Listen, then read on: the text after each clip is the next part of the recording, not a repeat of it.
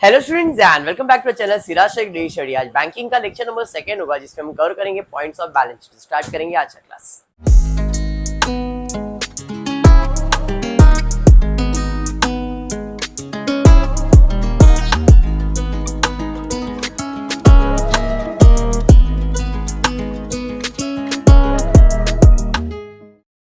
Topic जो मैं start कर रहा हूं मैं आपको स्टेप टू स्टेप करवा रहा हूं, कॉलेज में डायरेक्टली भी करवा देंगे। एग्जाम में क्वेश्चंस कैसे आते, नसीब अच्छा है तो खाली बैलेंस शीट आएगा, और अच्छा है तो खाली प्रॉफिट एंड लॉस भी आएगा, और फिर नसीब जैसा भी है पूरा आ सकता है। समझ जाओ, फिल इन द ब्लैंक आपके लिए छोड़ देता हूं मैं। तो यहाँ पे 20 मार्क्स या 15 मार्क्स जैसा आपका है क्वेश्चन। एक क्वेश्चन मैं आपको पहला बैलेंस शीट करवा रहा हूं क्योंकि अभी हम लोगों ने रिसेंटली बैलेंस शीट ही ऐड किया है। तो पहले अपन बैलेंस शीट का फॉर्मेट लर्न कर चुके, तो खाली बैलेंस शीट का पोस्टिंग देखेंगे। फिर मैं प्रॉफिट एंड लॉस करवाऊंगा, प्रॉफिट एंड लॉस का पोस्टिंग देखेंगे एंड देन फाइनल अकाउंट की तरफ जाएंगे। समझ में आ रहा है? बैलेंस शीट के 4-5 सम देखते हैं अपन, फिर प्रॉफिट एंड लॉस के 4-5 सम करते हैं, जितना टेक्स्ट बुक में रहेगा उसके हिसाब से करेंगे अपन, and then will come toward the final account.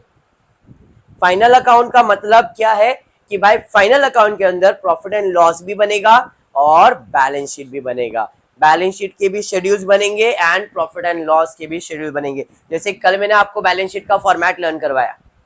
Total कितने शेड्यूल बनते हैं? 11, और एक होता है कंटीजेंट लायबिलिटीज का 12। ऐसे ही प्रॉफिट एंड लॉस में और 4 शेड्यूल बनेंगे, मतलब टोटल 16 शेड्यूल्स बनते हैं। 4 शेड्यूल प्रॉफिट एंड लॉस के और 12 शेड्यूल्स है तुम्हारे बैलेंस शीट के। क्लियर है?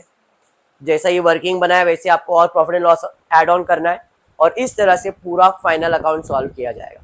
एडजस्टमेंट बैंकिंग में बहुत सिंपल आएगा, बहुत सिंपल आएगा।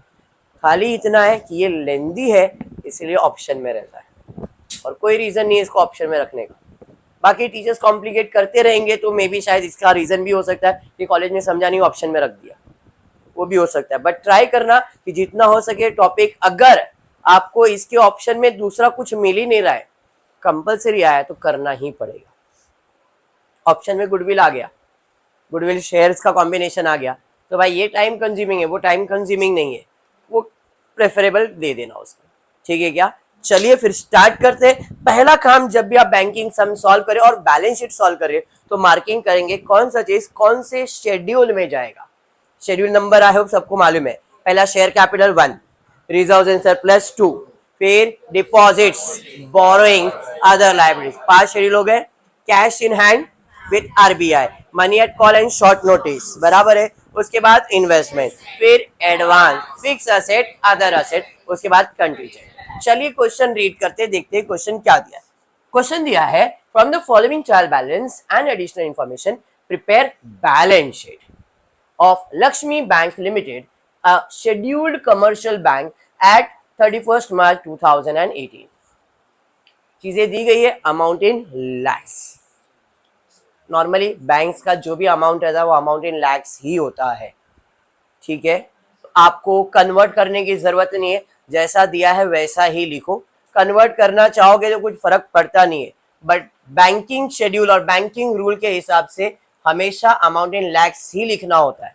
अगर ये अमाउंट इन लैक्स नहीं दिया रहेगा ना तो भी ट्राई करना, अगर आप एकदम निब्बा निब्बी टाइप हो, पूरा लिख रहे हो, कोई प्रॉब्लम नहीं है, लेकिन प्रो हो तो भाई अमाउंट इन लैक्स लिखना पड़ेगा शेट्टी। समझ में आया क्या? तो नाउ यू कैन डिसाइड निब्बा और प्रो। हर्ष तेरे बारे में नहीं बात किया, नो। ठीक है, चलो ध्यान देते यहाँ पे, स्टार्ट करते हैं। चलो स्टार्ट करते लिया उसने, मैं क्या कर सकता हूँ। पहला है कैश क्रेडिट। कल जब मैंने आपको बैक करवाया था शेड्यूल, एडवांस का शेड्यूल आपको याद होगा, तो उसमें देते हैं अपन advance, bill purchase, discount, cash credit. तो ये जो चीजें है, कैश क्रेडिट, डेबिट पे भी दिया रहता है, क्रेडिट पे भी दिया रहता है, तो जरा ध्यान से देखने का। अभी हम डेबिट बैलेंस की बात कर रहे हैं, तो कैश क्रेडिट डेबिट के शेड्यूल्स को रिकलेक्ट करते। क्या ये कैश है? नहीं। Money at call? नहीं। इन्वेस्टमेंट तो दिख ही नहीं रहा है, फिक्स असेट दिख नहीं रहा है, अदर कोई असेट हो नहीं सकता है, तो ये आपका एडवांस होगा। एडवांस मतलब schedule number 9। Cash in hand, cash with RBI, schedule number 6 दोनों, cash with other bank schedule number 7, money at call short notice schedule number 7, gold, gold में डेबिट में किया है मतलब इन्वेस्टमेंट है, तो ये आपका इन्वेस्टमेंट है, इन्वेस्टमेंट मतलब शेड्यूल नंबर 8। समझ में आया क्या? गवर्नमेंट सिक्योरिटीज, गॉड, गॉड इन्वेस्टमेंट है, schedule number 8। Current account, current account debit side पे दिया गया है, करंट अकाउंट किधर जाएगा? नॉट 11 तो है ही नहीं, ये अदर असेट्स है ही नहीं। करंट अकाउंट मतलब ये आपका इन्वेस्टमेंट है, और इन्वेस्टमेंट मतलब शेड्यूल नंबर 8। ठीक है, करेक्शन कर लेना। प्रीमाइसेस, प्रीमाइसेस आपका फिक्स असेट बोले तो schedule number 10, schedule number 10। Furniture schedule number 10। Term loan debit side पे दिया है, तो ये आपका शेड्यूल नंबर 9 है। बात समझ में आ गया? पक्का? Now credit balance, share capital schedule number 1, statutory reserve schedule number 2, net profit and profit and loss दोनों जाएगा शेड्यूल नंबर 2 में। ठीक है, fix deposit, saving deposit, current account, देखो करंट अकाउंट, करंट अकाउंट इधर डेबिट और इधर क्रेडिट, समझना है। अगर क्रेडिट पे दिया है तो डिपॉजिट में जाएगा, डिपॉजिट मतलब शेड्यूल नंबर 3। करंट अकाउंट मतलब, करंट अकाउंट मतलब क्या है? तो डिमांड डिपॉजिट का मतलब करंट अकाउंट, डिमांड डिपॉजिट मतलब करंट अकाउंट, फिक्स डिपॉजिट का मतलब टर्म डिपॉजिट। दो कीवर्ड दिया था मैंने, याद है? Demand deposit, saving deposit, term deposit. Demand deposit मतलब करंट अकाउंट है, सेविंग डिपॉजिट दिया हुआ है सेविंग डिपॉजिट, टर्म डिपॉजिट मतलब फिक्स डिपॉजिट, सब शेड्यूल नंबर 3 में जाएगा। बिल्स पेबल, ये तो बॉय हो गया, बॉय मतलब शेड्यूल नंबर 5, बराबर है।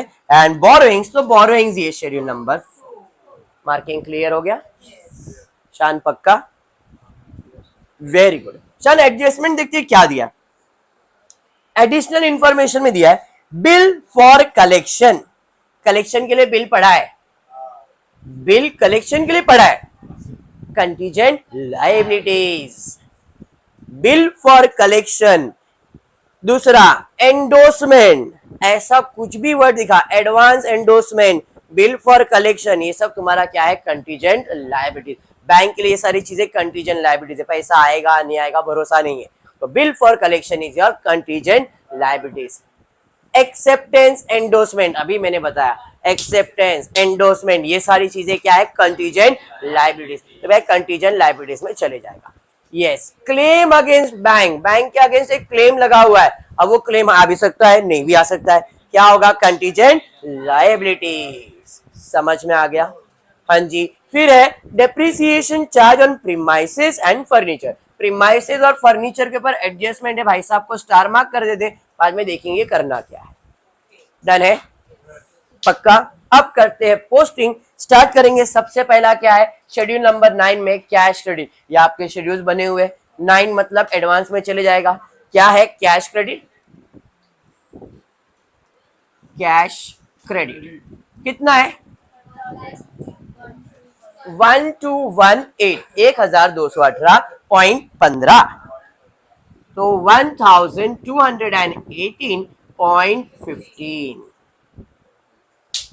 उसके बाद क्या है देखो जरा, उसके बाद दिया है cash in hand, cash with RBI, schedule number 6 में जाएगा। शेड्यूल नंबर 6 किधर भाई? यहाँ पे कैश इन हैंड कितना है? पहले से लिखा हुआ है, cash in hand 240.23, 240.23 and 67.82, 67.82। Clear है? समझाइए मास। उसके बाद क्या दिया? उसके बाद cash with other bank, other bank मतलब शेड्यूल नंबर 7 में। चलिए अदर बैंक कैश कितना है? 132.81,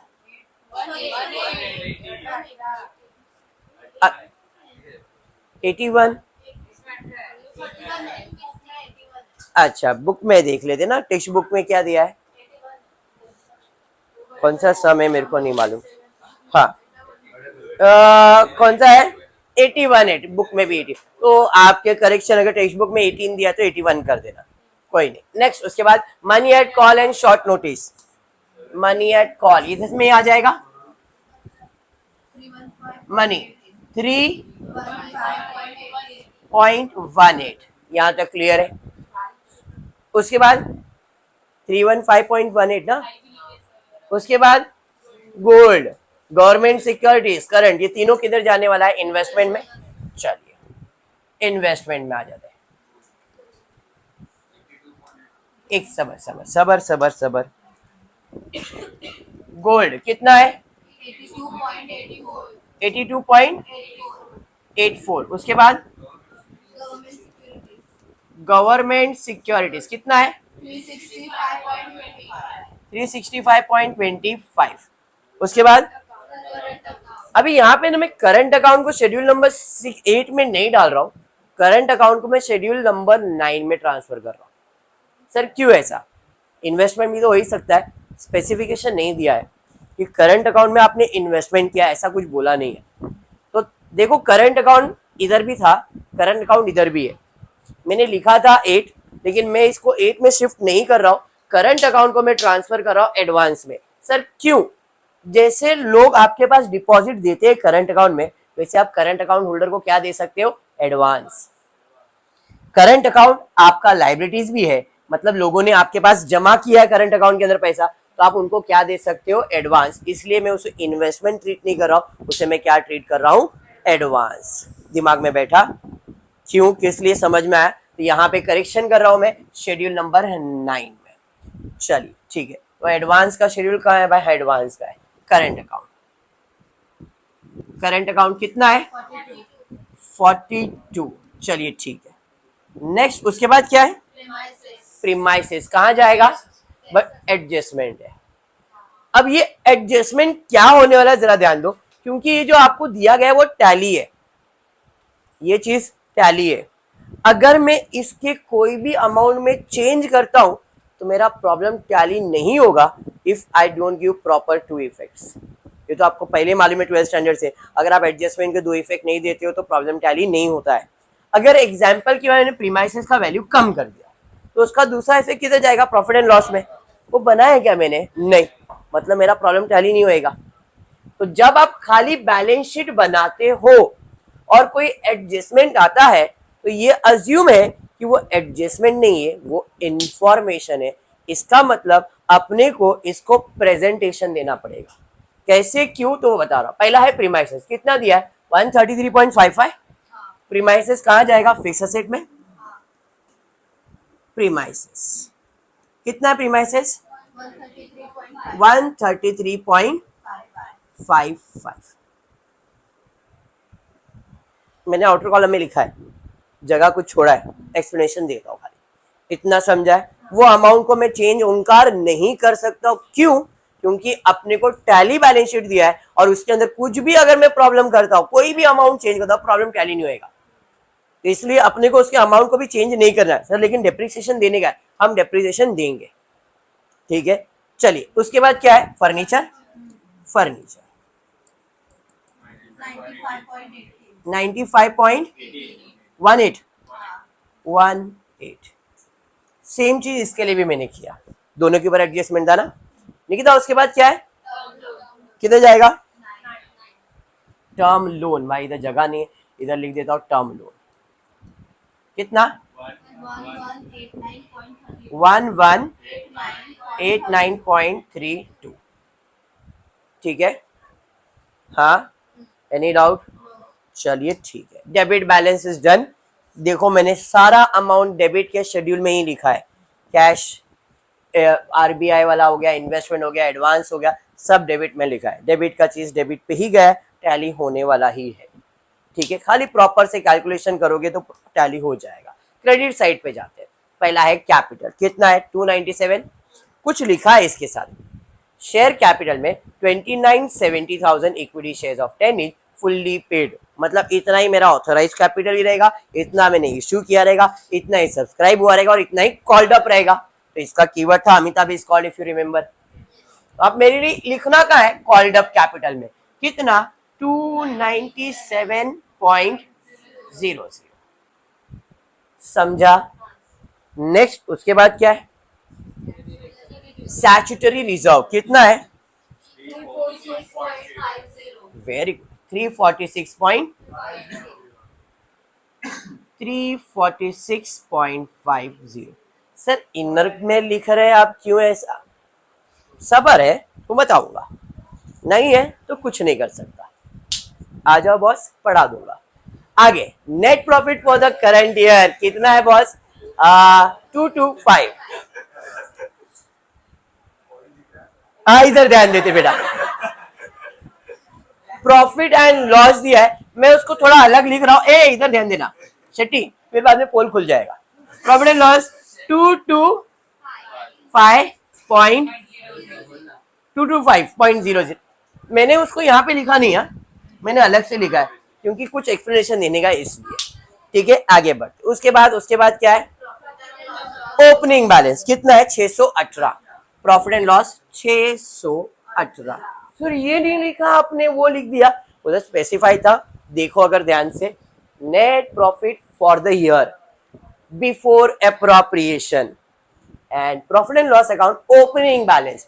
कल मैंने बताया था ओएडीसी, ओपनिंग, एडिशन, डिडक्शन, क्लोजिंग। तो ये ओपनिंग है इसलिए मैंने इसको लिख दिया। अब इसमें कुछ एडिशन डिडक्शन कुछ होने वाला रहेगा, इसलिए वो प्रॉफिट एंड लॉस वहां पे लिखा गया है।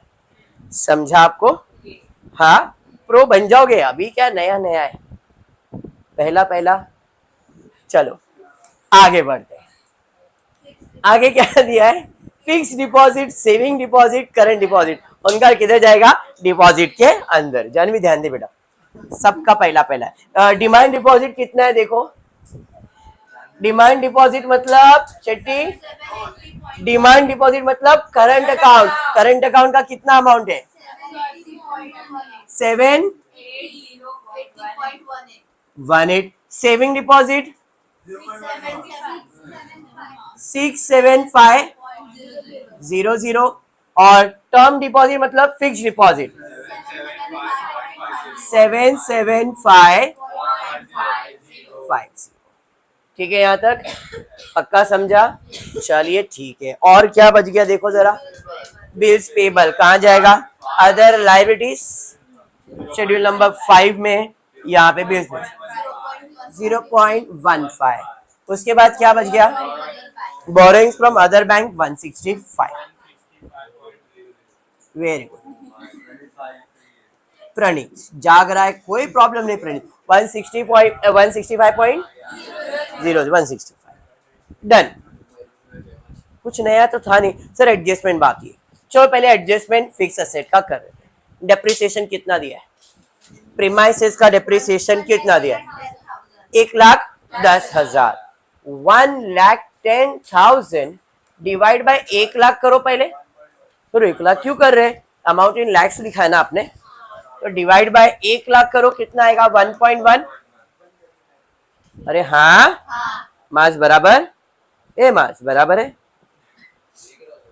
हाँ वही इधर भी देख बराबर। चल, तो अपने को प्रीमाइसेस का जो भी वैल्यू है उसमें लेस डेप्रिसिएशन 1.1 देना है। ये मेरा क्लोजिंग बैलेंस था, मतलब ओपनिंग में डिडक्शन दूंगा तो क्लोजिंग आने वाला है, डेप्रिसिएशन इज डिडक्शन ना। तो इसमें ये प्लस करेंगे तो ओपनिंग वैल्यू आ जाएगा 1,33.133.55 में 1.1 प्लस करोगे 134. इसमें 1.5 माइनस करो, हो गया डेप्रिसिएशन। शेट्टी समझ में आ रहा है? Very good. Same goes. अबे नहीं फिर मैं कुछ बोलूंगा, इधर का मालूम है, इधर ध्यान देते हर्ष। फर्नीचर कितना है, 78 का।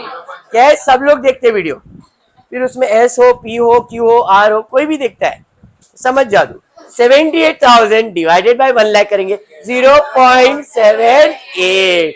चलो डेप्रिसिएशन 0.78 माइनस करना है तो बाय लेस डेप्रिसिएशन, तो इसका मतलब उसके अंदर ऐड हो जाएगा 95.96। ऐसे एडजस्टमेंट सॉल्व होता है। एडजस्टमेंट भी सॉल्व हुआ, अमाउंट बदला क्या नहीं। क्लियर है? चलिए, very important point in banking now, very important and very important.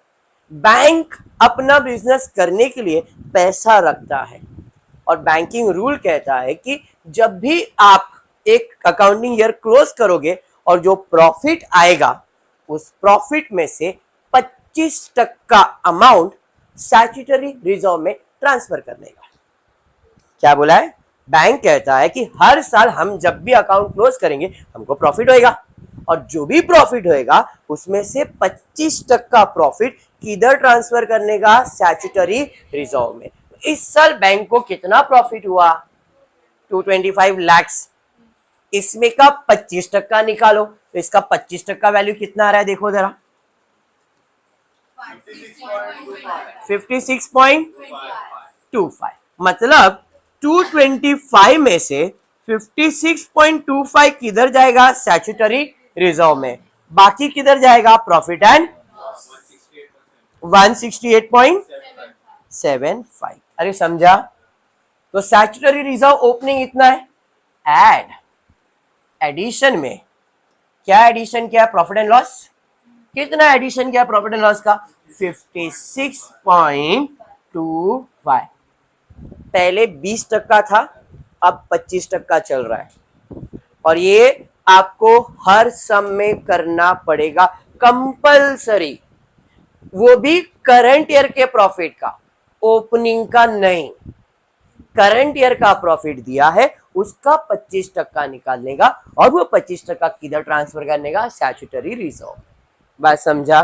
तो 225 इधर ऐड होने वाला था बट इधर 225 नहीं ऐड होगा, 56.25 ऊपर जाएगा और 168.75 प्रॉफिट एंड लॉस में ऐड होगा। समझ में आ गया? चलिए ठीक है, ये इधर ऐड कर देंगे। ऐड प्रॉफिट एंड लॉस कितना है? 168.75। चलिए ऐड ऑन कर दीजिए, इधर कितना? 402.75 और इधर